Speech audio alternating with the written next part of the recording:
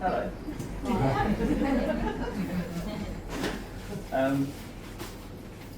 I guess I better start with a thank you, because this is really nice to see so many people spending their sunny afternoon cooped up in my air-conditioned office. So, can I just get a show of hands? How many people in the room struggle with arthritis? Okay. Cool. I think I'm in the right room then. So I'm just checking that everyone is here for an arthritis and joint pain talk, right? Yeah. I haven't just made that up, and I haven't come and turned up with the wrong talk prep for the day. So, how many people have been in the practice before? There's a few faces that I recognise. Cool. How many people haven't been in the practice before? Quite a few more. All right, we might change that today. So I'll start by introducing myself. My name is Patrick. I'm the lead chiropractor here at Complete Health. I took over this office about 7 years ago. I was probably, I don't know, daft or stupid or just very, very ballsy. So I was 27 when I started running this office, and it's quite safe to say I'm now the busiest chiropractor in Eastbourne. And the number one reason why I believe I'm the busiest chiropractor in Eastbourne is for this exact reason, is that I think I'm the only person that I know of in Eastbourne, apart from now my associate, that does talks on arthritis, joint pains, headaches, neck pain, sciatica, fibromyalgia, etc. Has anybody else actually managed to go to a talk on arthritis? No one in the room? How many of you haven't gone to a talk about arthritis? And again, we can change something else today, right? So, most people probably don't know a huge amount about chiropractors unless you've seen one before. So, just so you're aware, obviously chiropractors have to study for at least 4 years, but I studied for 5 years. So you do it I did it as a 3-2, so 3 years bachelor's in human science. Essentially in Denmark, chiropractors study with medical doctors. So they study the same medical sciences as doctors do, and then what happens after 3 years, they split off. Doctors, guess what they go and study? Medicine. What chiropractors go and study is natural ways to help people resolve their issues without drugs and surgery. So I'm assuming, how many people in the room have tried medication in the room? How many people in the room have tried physio in the room? How many people are still in pain? So in my experience, people have obviously tried multiples of different things to try and resolve their issue. And what I essentially found that there's a bit of a gap in our health services on helping people to try and resolve issues. Is that a fair comment to make? Yeah. Okay. So how many people feel pain on a day-to-day basis? Yeah. How many people feel it at least on a weekly basis? Yeah. So most people in the room. How many people are not going to put their hand up regardless of what I say? So one of the things I'm just going to clear this really early. I like asking questions, right? Now the reason why I ask questions is there's been a randomized double-blinded control study that essentially proves that you learn a lot more when you're awake versus when you're asleep. So I think really the main reason why I'm asking questions is just to make sure that everyone in the room is awake. Is that fair? Yeah. Is there anybody opposed to me asking questions in the room? Good. Okay, cool. So I think really for us to understand a little bit about how our bodies are working and why arthritis starts to take place, because I assume that's why everyone's here. They want to know a little bit about what happens with arthritis, what's the cause of arthritis, what kinds of things can we actually do, and what kinds of options are available to actually help people to actually manage these kinds of conditions. So, I think in order to understand dis-ease or discomfort or problems in the body, we have to understand a very simple concept first, which is the definition of health. Is that fair? Mm-hmm. So if I ask people in the room, and please don't all shout at me at once because this does happen, I can only hear one voice at a time. If I was to ask people in the room how they would define health, what would you say? Diet. Diet? Exercise. Exercise? Happiness. Happiness? Wellness. Wellness? Absence of pain. Absence of pain, which is a common one. And I do agree with it. It's anything else? Does anybody know what the definition, dictionary definition of health is? Anybody want to take a stab? Feeling good and able to do with your life. And do you know, I much prefer the being able to live our life concept. So the definition of health is considered this, and this is defined by the World Health Organization, which is supposed to be the company that regulates our health services around the world. And they define health as this: complete physical, mental, and social well-being, and not just the absence of disease. Complete physical, mental, social well-being, not the absence of disease. Complete physical, mental, social, not just the absence of disease.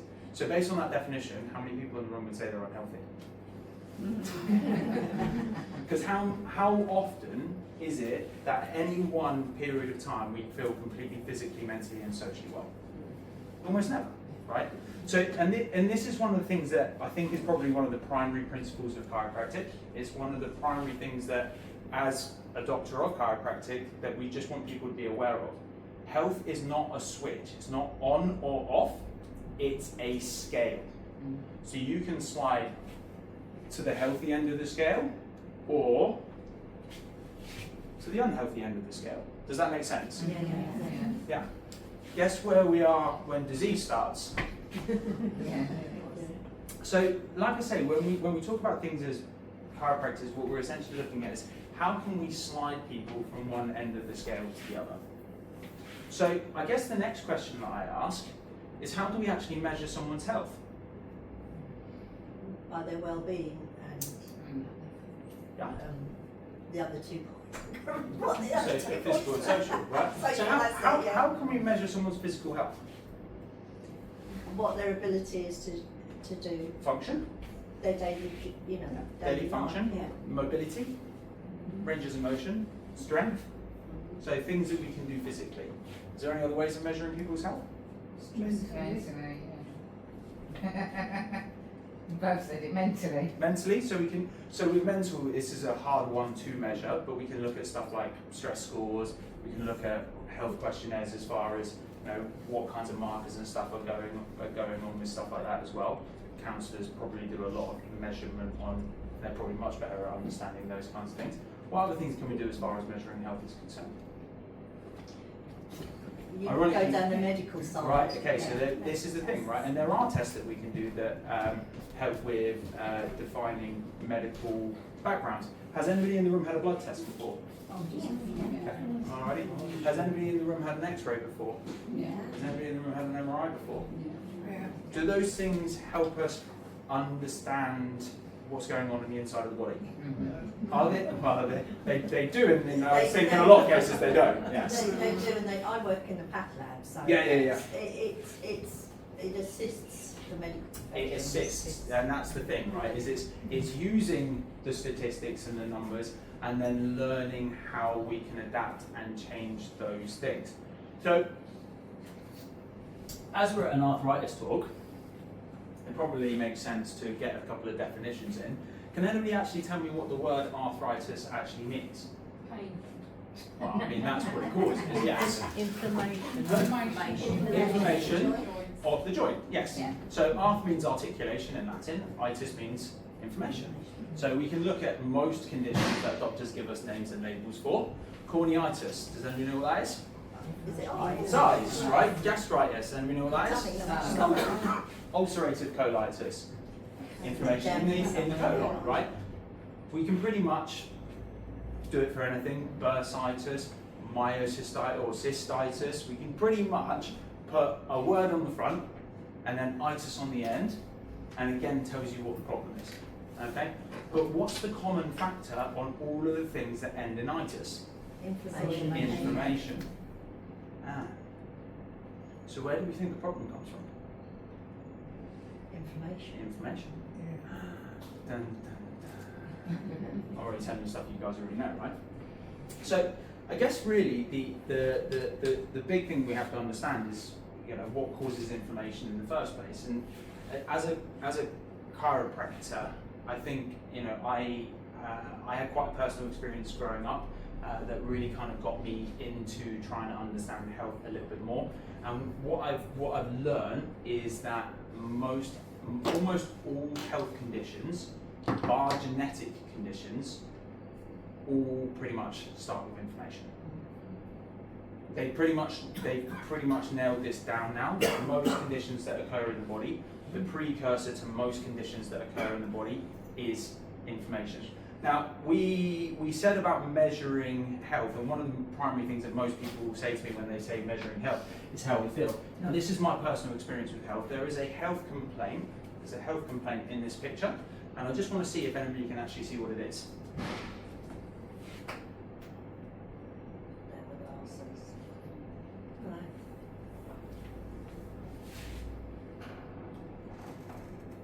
Alcohol? Yep, I mean, that's a good one. Alcohol. Overweight, yeah. Overweight. Yeah, alcohol, overweight, alcohol. You know, we were having fun, right? Yeah, you know. I already know you know. You've seen me before. Now, ironically, no one can actually see the health complaint in the picture. It's a small, sorry. There you go. So there's someone in that picture that has a stage 4 aggressive bowel tumour.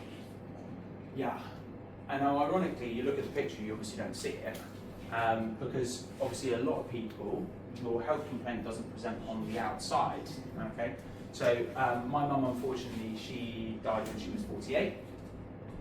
She had an aggressive form of cancer that was attacking her bowel, and obviously for me, I had to obviously learn some pretty hard lessons at a very early age. But what it started making me do is starting to question our health services. Now, one of the things that I saw that they did, and from obviously doing my own research on health conditions and cancer and a lot of other conditions that are out there, one of the things that they used to give my mum when she was very poorly was these shakes to try and help her consume food. Do you know what the #1 ingredient in that shake was? Sugar. And I love how everybody gets that at once. Does anybody know one of the fastest ways to create inflammation in the body? Sugar. So, for a cancer pretty much starts when inflammation occurs in the body. It's the same as every other condition. What it starts to do is make our cells mutate, and when one of our cells mutates uncontrollably and keeps dividing, guess what it turns into? Tumour.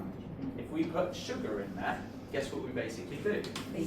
Fuel on the fire, alright? And essentially what we do is we increase inflammation in the body, and we actually make things like tumours, arthritis, all these other things start to accelerate in their process, unknowingly to us.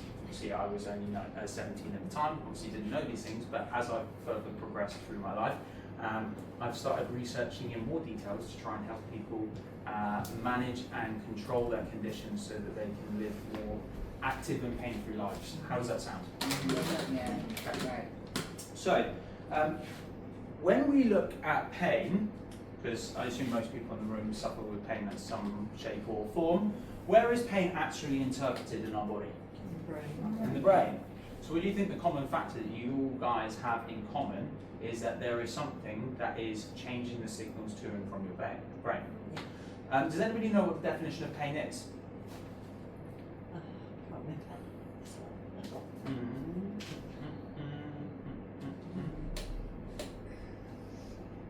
Pain is what you said, what the person says, because it's different for everyone. It is, but there's a definition for it still. It is different for everyone, but there is a definition. Inflammation. Inflammation tends to trigger pain. It's the nerve sending the signal to the brain to say there's something that doesn't should be. Yeah. So that's pretty much it. So pain is defined as an unpleasant sensory stimulus, and here's the really cool thing: with or without physical damage. With or without physical damage. Can people feel pain and there be no damage there? Absolutely. Absolutely, right? That's what we see in our office all the time when we have people coming in with things like chronic fatigue and fibromyalgia. Okay, so there are cases where we see people where actually it's not physical damage that's causing their pain. There are other areas of their nervous system that is starting to change. Now, in arthritis, what do you think is triggering the brain to perceive a change? The inflammation In is the sending joints. the signal up the nerves to Oh. say something's going on. Good girl. She gets a star. Cool. So I guess the question that we basically have to really start to ask is, why does the inflammation basically start changing the joints? So in order to, I think, really drive this in, when we start looking at the function of our body and our nerve system, it is split up into 3 primary focuses. And when we start looking at what happens when this system goes wrong, we then start to see how our body starts to respond and change to be able to try and do the best it possibly can to allow our body to function. Okay? So does anybody know what the 3 primary functions of our nerve system are? Sensory. Sensory, which is the one that everyone in this room really doesn't like. Yeah, they're obviously hot and cold, Yep. and if something's not Yeah. what it should be. So sensory is one function of the nerve system. Does anybody know what the other 2 are? To let you know. Okay. So we've got sensory. We've got sensory. Anybody else know? And you'll watch me do it a lot because I stand out in front of you and I do a lot of it. Movement, right? And then there's one last thing that pretty much it doesn't matter how hard I let you guys try. For some reason, nobody gets it. We have automatic function that works in the body. How many people have eaten something today? Yeah? Yeah. How many of you are thinking about digesting that food? No. Okay. How many people are thinking about taking their next breath until I said it? Or getting their heart beating? Or how their hormones might be changing?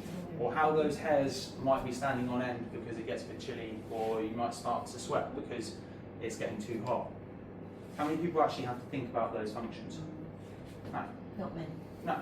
Now, interestingly enough, when we look at the function of our nerve system, does anybody actually know how many nerve cells we have in our nerve system? Does anyone hazard a guess?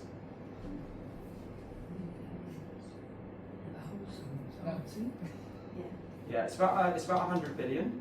It's about 100 billion nerve cells in our body. Does anybody know how many connections that makes? Quadruple that amount. Yeah, it's actually trillions. It's about 1,000 trillion connections in your brain and your nerve system. It's a complex system. Guess what we studied for 5 years?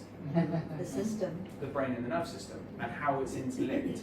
Now, obviously, if we start looking at inflammation of the body, there's pretty much 3 factors that will start to affect the way that our nerve system starts to work. So again, in chiropractic, we talk about things that we do to our bodies that can start to cause damage or cause changes within the body. And actually, funnily enough, we've kind of semi-touched upon some of these things already. But what I want to do is I just want to get some ideas of what people think they might be doing to the bodies that might cause damage. Overexertion, eating badly. Badly, overexertion. Anyone else? Stress. Oh, hallelujah. There's not a lot of that in the world anymore, is there? Freaking COVID made that one go through the roof. Cool. So stress. Anything else? Bad posture. Bad posture. Bad posture. That's one of our favourites, right? We love bad posture. Bad posture is part of the reason why we do so well here, because it's something that we do really well at managing. Okay, anything else? Exercise. Lack of exercise? Did you say lack of exercise? Yep, absolutely, I completely agree with that. Lack of sleep. Lack of sleep. Well, you guys aren't very good at damaging your bodies, are you? Did someone say overweight? Being overweight? Yeah. Yeah. Dependencies. So, by the way, there's a lot of ways we can damage our bodies, right? Mm-hmm. So we split them into 3 main categories. Thoughts, so emotional stresses, toxicity, and trauma. Thoughts, toxicity, and trauma. Now, interesting enough, when we look at all 3 of those areas, we can actually be either toxic or deficient in all of those areas. So interesting enough, you said overexertion, you said under-exercising. Both of those are considered physically traumatic to the body. So when we look at the body, the way the body works, it works like a bell curve. So interesting enough, the 2 people that I see with most degeneration in their spines when I take x-rays is ironically Alan the accountant, who has sat at his desk for 40 years, never left it, 8 hours a day, 50 weeks of the year, trying to get tax returns and whatever done. And then you've got Bob the builder at the other end of the scale, who's lifted heavy things for the whole of his adult life, picking up bricks and you name whatever else, crawling through crooks, crannies, trying to put things together. Ironically, all the people in the middle that are moderately active show varying, fluctuating different levels of degeneration. Now obviously there are exceptions to the rule, but those are the ones that typically I will see in practice. In the same sense, can we be toxic and deficient in our diets or the chemicals we're putting in the body? So we can be toxic in the sense that we put in too much sugar, alcohol, smoking, etc., etc., etc. But can we also be deficient in the right vitamins and minerals? Now, interestingly enough, I have actually also invited someone along who is going to discuss a little bit about this later on, because I've graciously said to one of my clients who has just started a new venture, looking at helping people to balance out certain things with their blood work. And she's going to talk to you guys briefly at the end, just to go through some other things that are not just what I do. So we've invited a special guest to come and talk about other ways people can balance out their body to actually work on stuff like inflammatory markers from a nutritional perspective as well. And then when we start looking at emotions, can we be overstressed? Absolutely. Absolutely. When we talk about deficiency in emotion, can we also feel really disconnected? Yes. So can we still be toxic and deficient in all of these different areas? Absolutely. So we can be overloaded with stress. We can also feel like we don't have any support.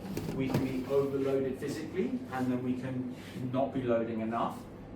We can be over adding chemicals and inflammatory markers to the body, or we can also be deficient in the things that we really need to actually drive inflammation down.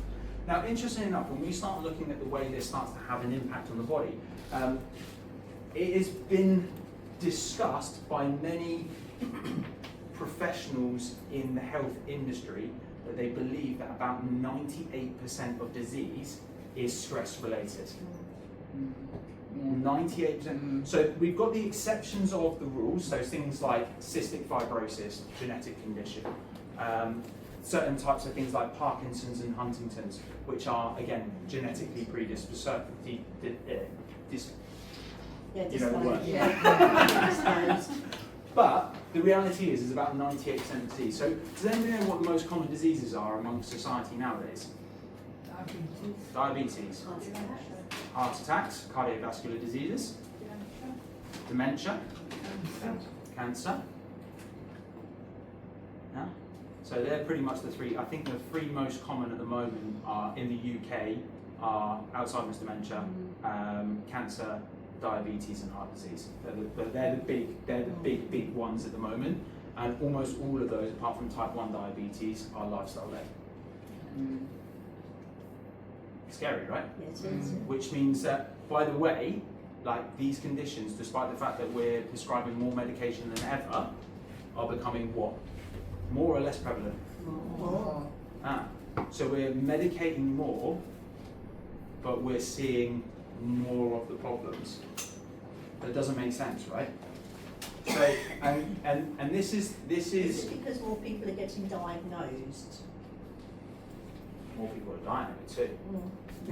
So, I mean, yeah, there's more people being diagnosed. Yeah, go on. In the last 15 years, there's a study done in England and Wales, 46% more prescriptions. Would you say we're 46% better off? No. So There's more people dying. that's a Not study less. done by the NHS. So there's a serious problem, right? Now, interesting enough, when we look at the way that these kinds of stresses have an impact on the way that our nervous system starts to work, and then how it starts to control our body and what kinds of changes we start to see, it becomes really, really interesting. Now, everybody's aware of, I hope, the fight and flight response within the body. If I say that term, does everybody know what I mean? Yeah. Cool. So hypothetically, Andrea loves it when I tell this story. Drusilla's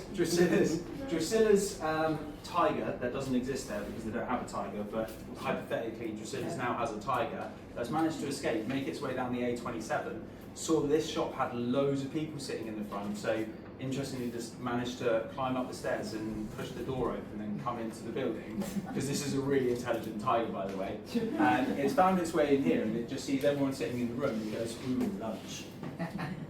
What happens to everyone's heart rate in the room? Okay, what happens to everyone's breathing rate in the room? It goes up running away. What happens to circulation within the body? Does it go towards our organs, or does it go towards our arms and legs? Arms and legs. Okay. Okay. What happens to people's blood sugar in that situation? Arms and legs. Goes up. What happens to people's cholesterol in that situation? Goes up, right? Does anybody know why people's blood sugar goes up during stress? What's sugar used for? Energy. It's used for energy, right? So why are we going to dump more sugar into the blood? By the way, I've actually, interestingly enough, just this week had a client that's come into me who was a chronic stressor when she first come to see me. Hasn't changed her, in fact, is now coming off her medication. She's on metformin. She's halving her medication for metformin because it's the first time in 20 years that her blood sugar's normal again. It's good. It's a cool result. By the way, her cholesterol's gone down and her blood pressure's gone down too. No change in drugs. No change in drugs. So it was just looking at these. Diabetic. Type 2. Type 2. Type 2. Yeah. Type 2. What? Yeah, she was on metformin. Yeah. What happened? Why do you think our cholesterol levels go up during a stress response? Anybody want to hazard a guess on that? Is it to protect?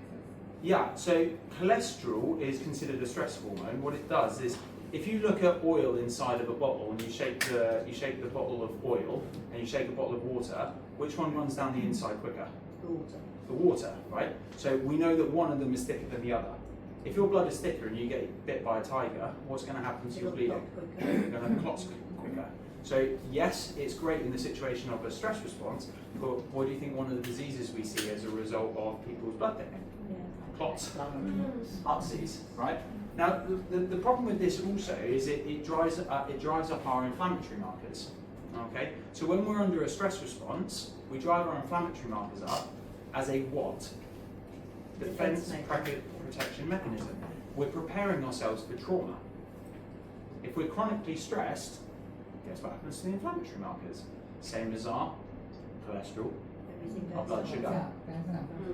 Guess what happens to our immune function during a stress response? Up or down? There's two primary functions of our immune system, two big ones. Does anybody know what they are?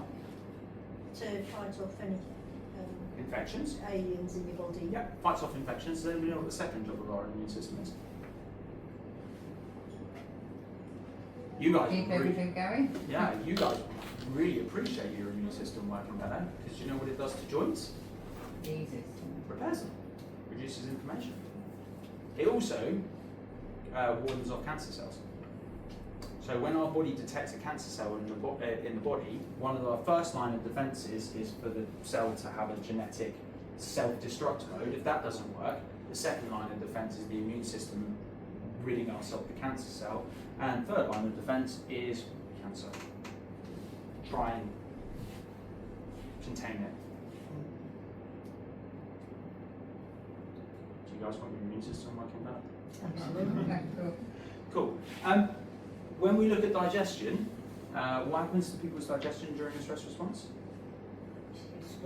Slows down. It's iffy, Yeah. yeah. So if we start looking at the overall facts of this, our heart rate's gone up, our cholesterol levels have gone up, our immune system slowed down, our inflammatory markers have gone up, what do you think happens to the risk of arthritic changes?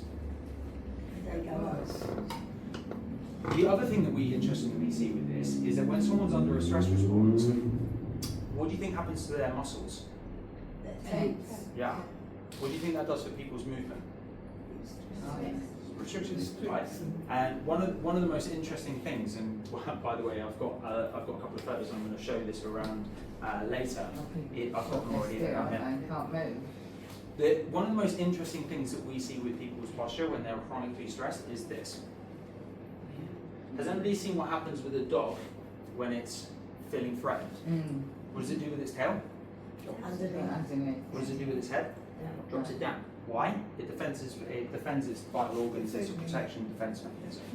So the reality is as chiropractors, we've pretty much known this for pretty much the whole time that chiropractors have been around, which is about 130 years now.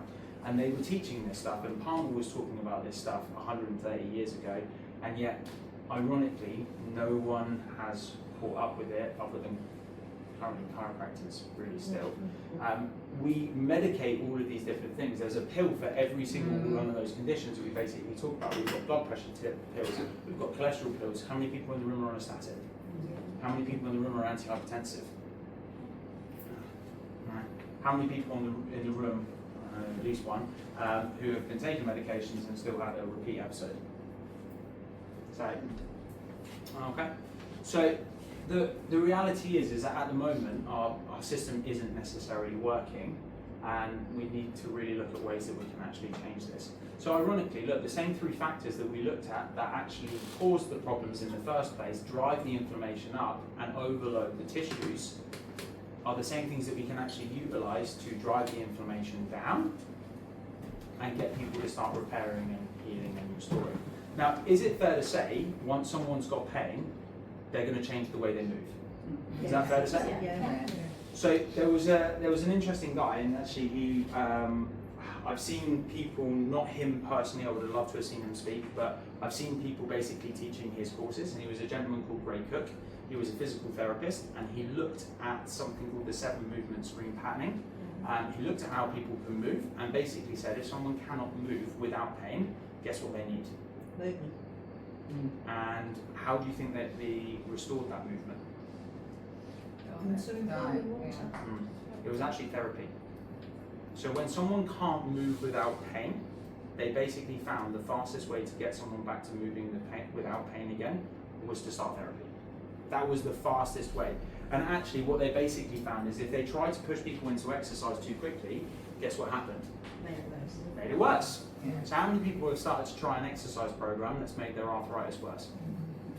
It's like, there's normally a reason why you guys are sitting in the room with me and not all in the physio gym right now.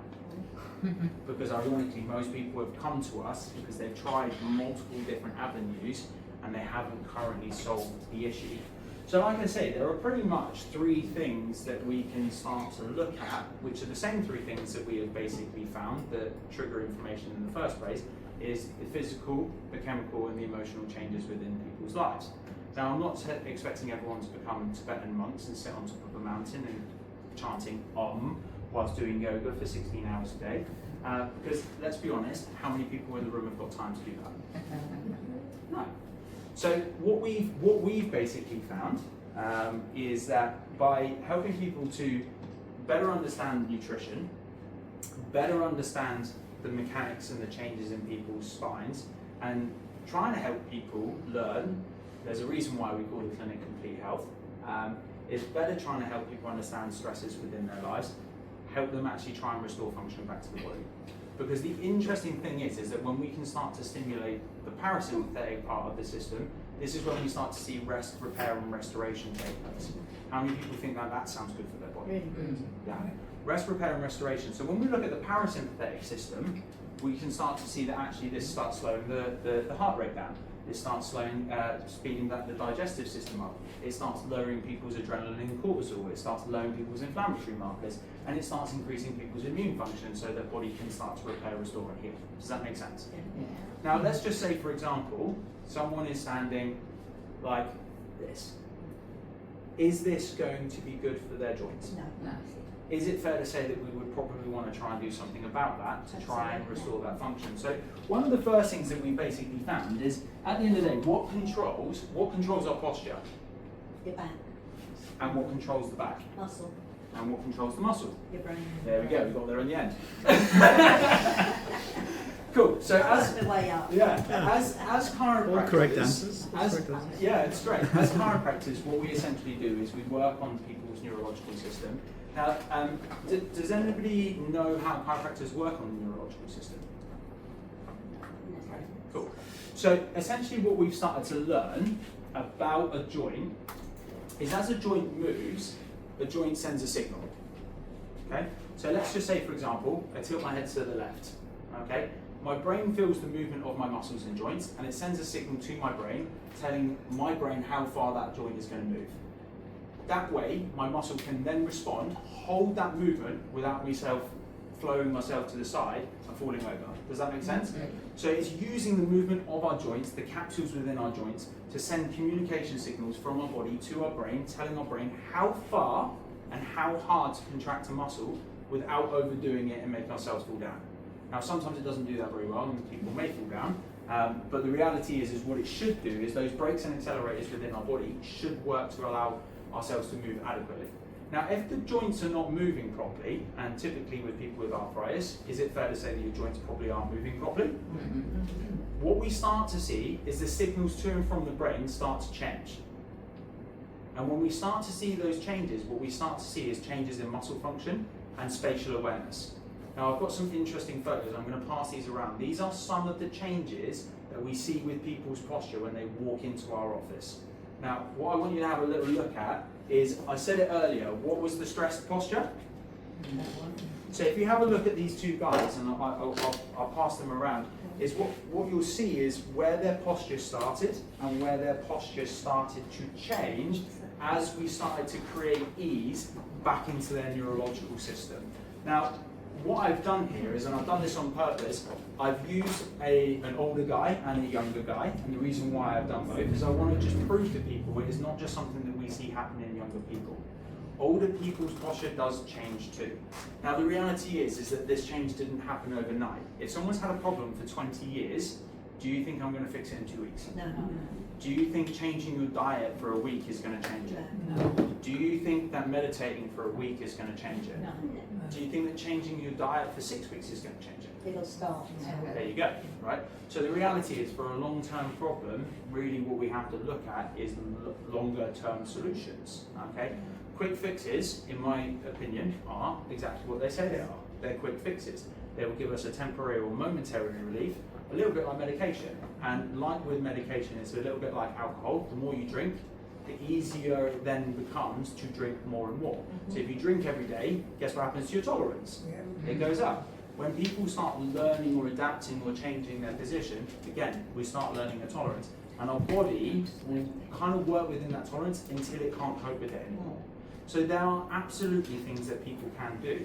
Like I say, we talk about the 3 different things that we can see people do. Are there things that people can physically do that would make them work better? What kinds of things can people do that would physically make their body work better? Cut down on your things that you shouldn't be doing. Such as? Your sugars. Okay, so that's a chemical thing. Yeah. Physical. Exercise. Exercise. Okay. Now, reality is, if someone can't exercise without pain, is that probably a safe thing to start with? Maybe not. So that's when, obviously, what I typically would say to someone, if you can't exercise without pain, don't force yourself, because the reality is that in a lot of those cases, we could be making those things worse. Yeah, we could be. I'm not saying that we are, but there are means and tests and measures as what I use with people to work out whether those things are working or not. Okay. What other things could we do physically that might help us? Exercise. Yeah, exercise, we've said. Stretching. Eating. What are we eating? So that's more into the chemical stuff. I'm going to go through that one in a minute. Sleep. Sleep, yeah. Sleep, restoration, yeah. Good rest. Posture. Good. Maintaining good posture, yeah. Maintaining good posture is one that I was kind of hoping you guys would say, as I just handed a load of posture photos out. Okay, so chemical-wise, what can we do for our bodies that would potentially help? Diet? Yep. And sugar? Take the sugar away.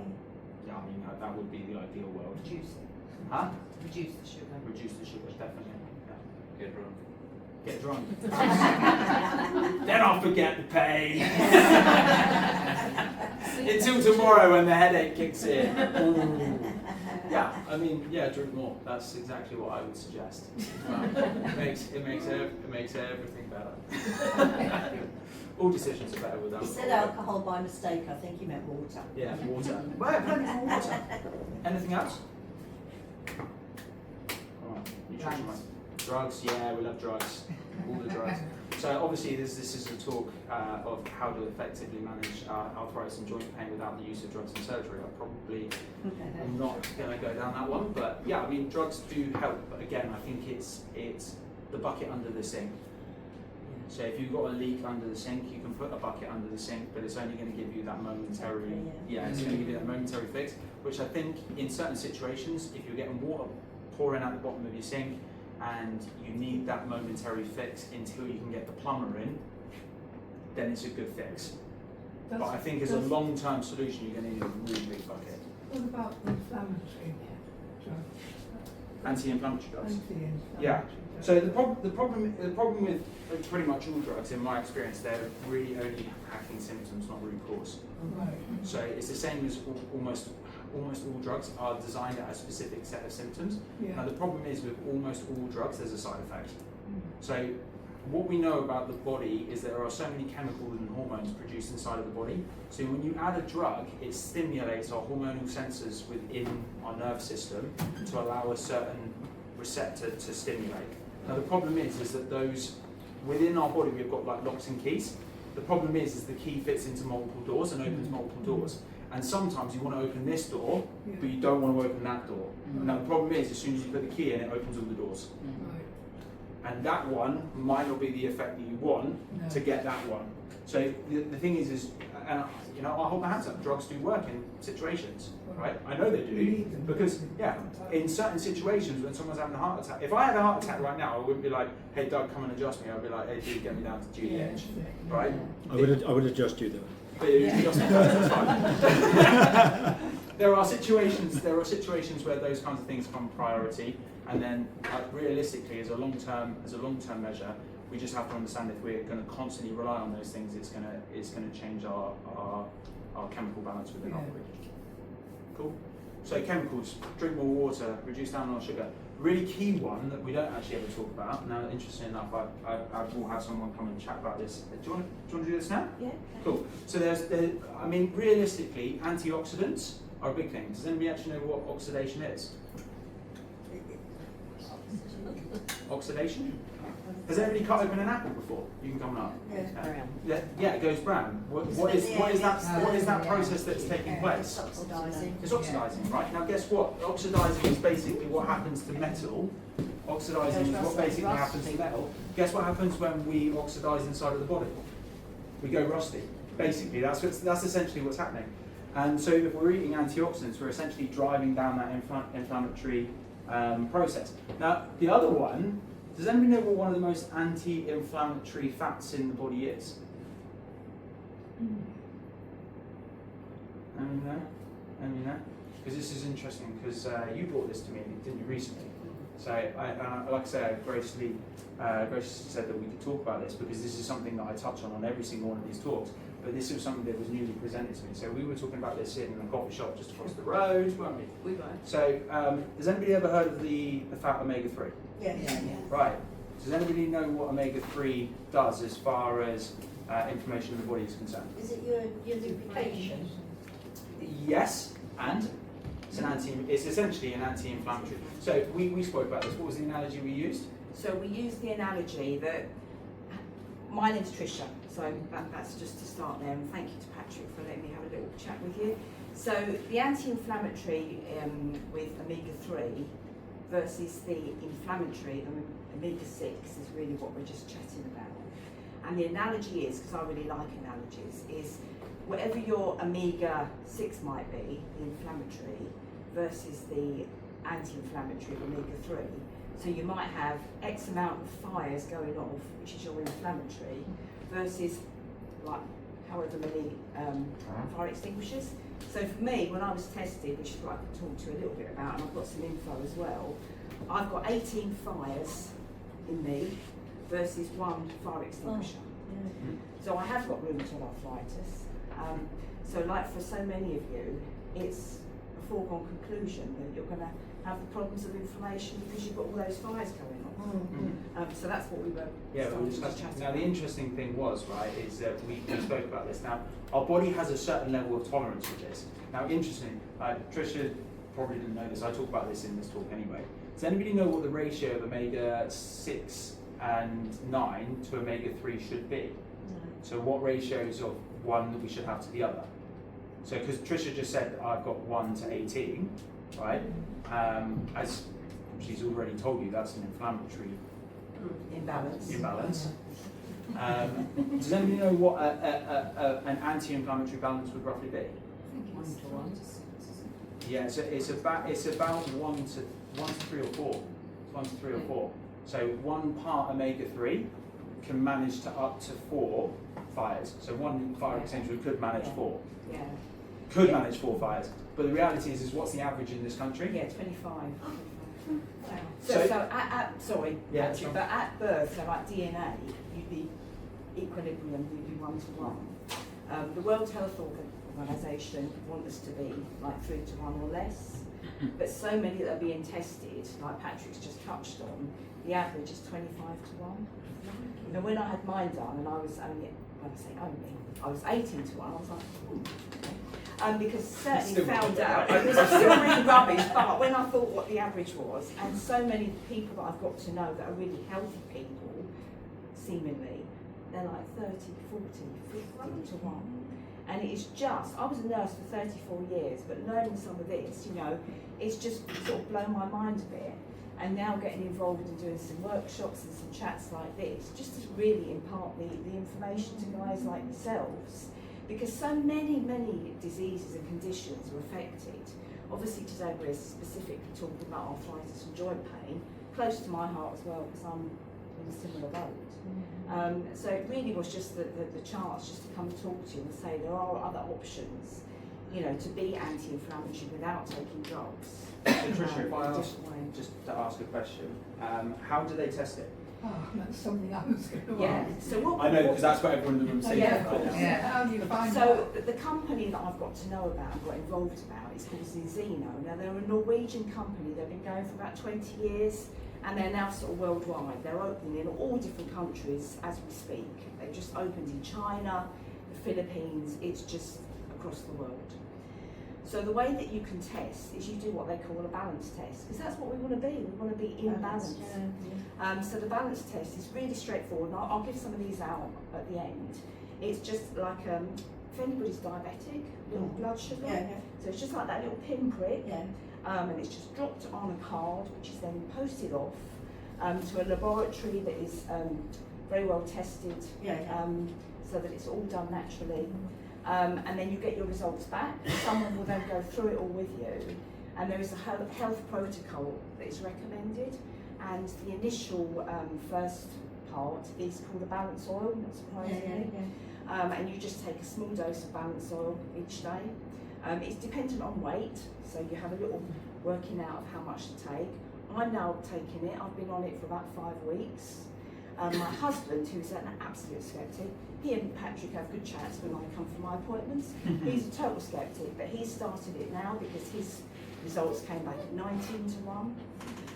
And so for many things inside my body, I'm trusting that I will get some results, certainly for my joints. Gut health is another big one. I know we're not talking about that today, but it's a really big one. So it was just that opportunity to come, as Patrick's offered, just to really talk to you a little bit. And whilst I've got you here as well, just because... Do you want to talk about posture? Yeah. So I could be that picture that you've just had passed round. So what happened, rheumatoid I've had to say for many years, but always my posture has been a bit like the dog. Then about 18 months ago I did a really daft thing. I sat on a coffee table to take a photo of my husband and our dogs, and the coffee table gave way, and so I ended up with a compression fracture in my lower back. Now, although of course over 18 months the fracture has healed physically, it has left me with a lot of problems, and my posture got even worse than it was before. And then suddenly this guy that ran this place in Eastbourne put out this ad about doing free posture checks, and I was like, okay, maybe. So I came to Patrick, however many months ago now. Must be coming up to nearly a year now. Yeah, and he did my pictures, and honestly, I looked like a Neanderthal woman. I was dreadful. My picture was like this. I was right stooped across. And I started with Patrick. I went on his 36 session thingy.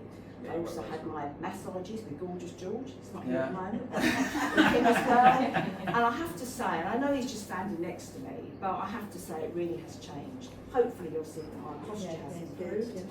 You know, every now and again you can sort of go back into the, and then I think, whoop, up we go again, because I pull myself up because I know it's going to help. And it's helped my back. I'm now on the maintenance once a month, like come to see Patrick.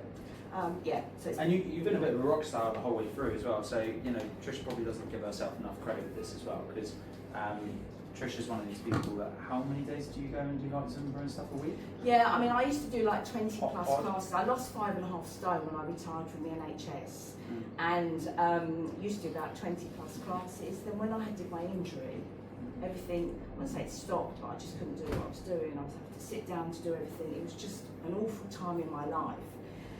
And then I knew that I'd got to do something. So apart from coming and seeing Patrick and getting on that sort of protocol, I thought, I can't do what I did before, but I've got to do something. I don't want to go back to my weight. I don't want to go back to the problems. So I now do regular hot pod yoga classes, if anybody is interested. A nurse friend of mine does that in Hampton Park. Yeah, see, I've been there this morning doing a workshop. So hot pod yoga, so for the stretching, the whole atmosphere there is just second to none. If anybody wants a free code and come and do a class, I can do that for you. Wait, we said one sale. But also the other thing is reformer Pilates, if anybody's heard of that. Not that class, reformer. Ah. So it's like on a carriageway. It's very gentle. You can do more difficult ones, but it starts out really gentle. Now I have to say, not only come to see Patrick, but doing those different things for me has just Completely changed it up. yeah. And the reason why I agreed to do this is exactly for what Trish has just done there. Is normally I don't like people coming in and stealing my thunder, because I like to be the centre of attention, because that's just me. But the reason why I agreed to do this is that I knew that I could utilise that information for you guys, because there's a walking example in the room of someone that's essentially been sitting where you guys are sitting right now, and had all the joint pain, had all the inflammation, had all the irritation, and has gone on one of those journeys where not only is she now sorted her posture out, she's also found ways of managing her, getting herself back into physical exercise, but is now also exploring the nutritional elements and the chemical elements with it. And that's the reason why, because when I talk about all of this stuff, Trisha's pretty much hit the nail on the head of all those three areas. She's physically corrected herself, she's chemically corrected her, or correcting herself now, and also, so then they see the smile on her face when she's talking about all that stuff, right? Emotionally, she's got herself into a much better state, right? Now, realistically, what do you think that does to pain? Reduces it totally. What do you think that does to muscle tension? Reduces What do you think it. that's doing to all of these organs right now? And what do you think that's doing to our inflammatory markers? Now, interesting enough, you're osteoporotic as well, right? Yeah. Or with low bone density. Guess what it starts doing to all of those things as well? So ironically, like, I know this is an arthritis and joint pain talk, but the reality is when you can start seeing a walking, talking example of those Yeah. things, I just think it's really, really key. It's to actually well-being as well. It's this as well, and getting yourself in the right headspace and just feeling. Don't get me wrong, it's not perfect, and I have my days when you feel a bit, because life happens, doesn't it? But overall, I have to say, I've got a little part-time job now. Certainly exploring doing the workshops is just an element now. I like to talk. You might just work that one out. He certainly knows that. But to actually do something you're quite passionate about, and I'm learning. I'm not going to say to you I know everything, because I jolly well don't. But I'm learning, and there's information that I can glean for any one of you if I don't know. I'll give you these at the end. It just gives you some info. It's got my details on the back. And obviously you can liaise with Patrick if you are interested Do in. you want to leave those on the desk Yeah. so people can grab them Yeah, on the way out? absolutely. So like I Yeah, say, of course. what Trisha's done, she's put a little pack together. So she gave me the first pack the other week, which has obviously got the information of like, obviously the pinpricks, kinds of Yeah, conditions that's and it. stuff that these things start to help. What the kind of nutrition stuff actually is, like what the supplements and stuff they are that they're using, some case studies and stuff as to like what's changed. And so she's put together some little printouts and stuff. And also, is the date or like dates and talks and workshops that you're doing on stuff? Yeah, like that I mean, as well? I can share all of that. The workshops I'm starting to be involved with are at the Wellness Warehouse, which is where the hot pod yoga and the reformer Pilates happen. So we've just done one at lunchtime about gut health, and we're planning different ones. And it's not all going to be totally medically every time. We want it to be sort of a bit of fun and a bit of that well-being. Next month we're doing one about skincare, just for people to get involved. We're going to have some avocado and some different substances you can stick on your face and just have a bit of fun and but it's just learning about well-being, the holistic side, which is what perhaps we haven't used that word, but for me it's the umbrella of everything really. Thank you. So when you have rheumatoid arthritis, is that more of an inflammatory thing within the blood than say the osteo? Is that right? Yeah, I mean rheumatoid is inflammatory. Osteo is more like a wear and tear. Yeah. So one's Yeah. one's linked with the immune system. So rheumatoid is linked with the immune system. But then you have to ask the question, why does it? So it's known as an autoimmune condition. The question you have to ask yourself is, why is your immune system attacking itself? So it's not so much with the osteo is more. Osteo is normally, yeah. So, yeah, I mean, they both have an inflammatory element within them. Like I say, one of them is a triggered immune response. When we started looking at stress on the body, what does it do to someone's immune system? It makes it dysfunction. So when people are typically at like peak levels of stress, that's when you tend to. And there was I hate to do it, like I know, but when we were coming out the back end of COVID, the number of cases I saw of rheumatoid arthritis went through the roof. Yeah, like high end, yeah. And I think there's a multifaceted factor with that. I think lifestyle's changed. I don't know that whether the drugs and stuff that people were using at the time, alcohol consumptions went through the roof, people were socially isolated. I can't pin it down to one thing, but I do know a lot of people said that after they either had COVID or vaccines or just general lifestyle changes, that they saw significant changes in their function. Cool. That's okay. So I will hang around, like I say, Trisha will hang around and she'll be around to answer any questions.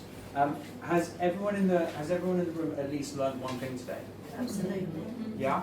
So I always hang around from these talks to essentially answer questions.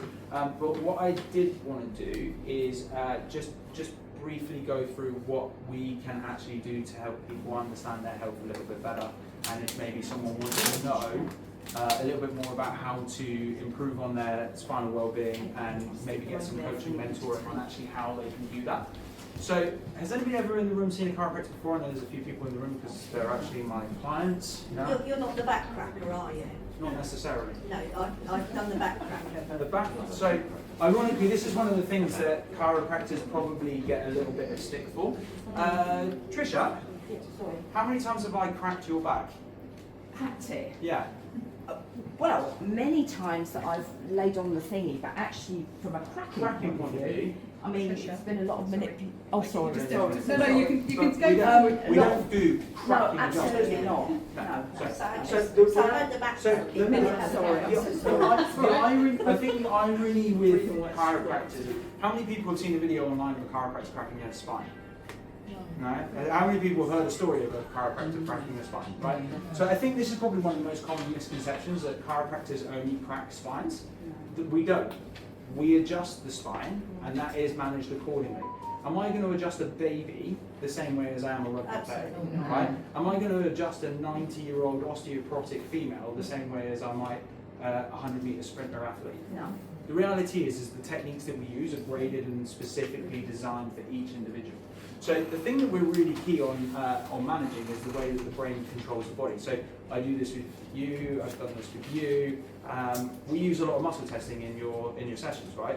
And so what we do is we assess the muscle function within each section and see how the body is essentially working. And I know I've done this with you as well, Marie. Is we assess the muscle function and see what areas of the body are dysfunctioning on that day. So the way that I would go through the process, you guys all saw the posture photos, right? Yeah.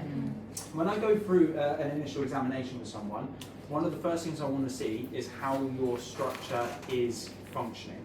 Okay? So we look at structure in a couple of different ways. We look at it from a posture perspective, but we also look at it on X-ray. We also want to have a look at your flexibility, right? The other thing that we also want to look at is your stability.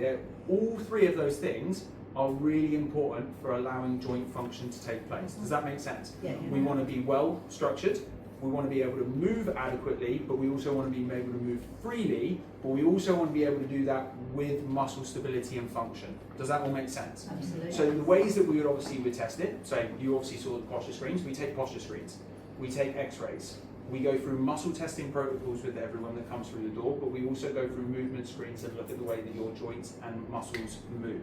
Does that all make sense? Yeah. We also go through a full history and examination with someone. So we go through a full series of questions asking you exactly where your problems are, how long they've been going on for, what kinds of traumas you might have, what kinds of medications you might be on, and start to actually build a picture for what might be going on for you. The other thing that we also want to do, which is super key, we want some targets, okay? You know, I want to be able to walk, I want to be able to pick up my grandkids, I want to be able to dance at my wedding, I want to be able to go back to playing golf again, I want to be able to sit in the car for more than 15 minutes without feeling sciatica running down the back of my leg. So we target set on the first visit. So like I say, we go through full history, go through full examination, we also get x-rays done on the first visit. Does everybody think that might be quite a lot to go through in one visit? No. No? Okay. I think you need Oh, to do X-rays. I think I agree, Before you do anything. but that's a lot of information all in one go. Yeah. Okay? So what we would typically do is, for me, that's a lot of information that I'm extracting from you, and then what I do is I bring you back to go through the results and recommendations of your visit. Okay? So we extract all the information from you on one day, and rather than regurgitate it straight back at you, what we do is we get it all written up into a folder, we interpret your x-rays, and we actually take the time to read those and actually understand them, and then we come up with a tailored